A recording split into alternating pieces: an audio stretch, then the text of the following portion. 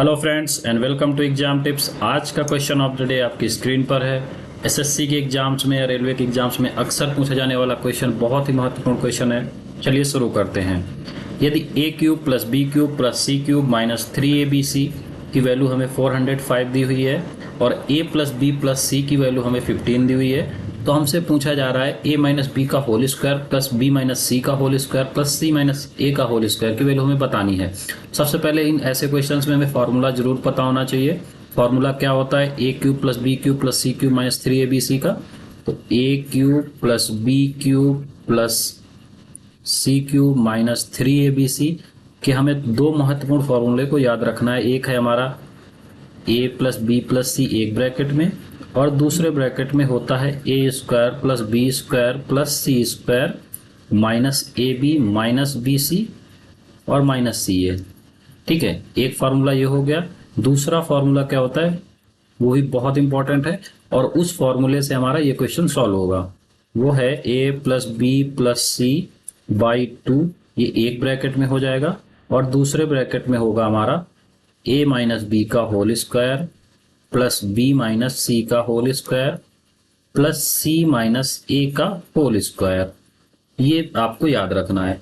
ठीक है, तो हम इस फॉर्मूले में डायरेक्ट इसकी वैल्यू पुट करेंगे और हमारा आंसर निकल आएगा। तो यहाँ पे A cube plus B cube plus C cube minus 3abc की वैल्यू हमें 405 दिया हुआ है, हमने 405 लिख लिया बराबर ए प्लस बी प्लस सी की वैल्यू 15 दिया हुआ है, 15 लिख लिया तो बाई 2।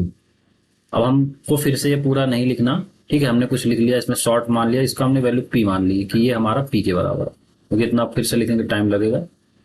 पी इक्वल टू यहाँ से 15 से इसको काट लेंगे, 15 दूनी 30 और 15 सत्ते 105, 2 का मल्टीप्लाई 27 में कर देंगे, 54 आ जाएगा। ये हमारा आंसर निकल के आ जाएगा, ऑप्शन बी सही हो जाएगा। उम्मीद है क्वेश्चन आपको समझ में आया होगा। चलते हैं नेक्स्ट क्वेश्चन जो आपके लिए था। What is the value of 1 plus tan 30 और 1 plus tan 15? ठीक है, तो यहाँ पे हम सबसे पहले क्या करते हैं कि वैल्यू रखने को सोचते हैं, लेकिन हमें वैल्यू नहीं रखना, हमें डायरेक्ट ट्रिग्नोमेट्री का जो फॉर्मूला है उस पर जाना है। फॉर्मूला क्या होता है?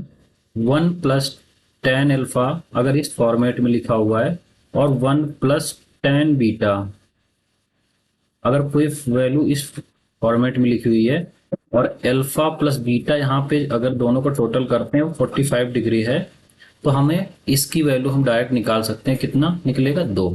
बस हमें ज्यादा और कुछ नहीं सोचना इसमें। अगर हमारा 1 प्लस टैन अल्फा और 1 प्लस टैन बीटा दिया हुआ है जिसमें अल्फा और बीटा की वैल्यू का टोटल जो है 45 है, तो हमारी इसकी वैल्यू निकल आएगी 2। तो हमारा ऑप्शन जो है बी सही हो जाएगा। ठीक है, अगला क्वेश्चन जो आपके लिए है, आप लोग इसको सॉल्व करिएगा और कमेंट कर सकते हैं इसका आंसर। मित्रों के एक समूह की औसत आयु 27 वर्ष है। यदि 4 नए मित्र जिनकी औसत आयु 25 वर्ष है उनके साथ शामिल हो जाते हैं तो पूरे समूह की औसत आयु 26 वर्ष हो जाती है।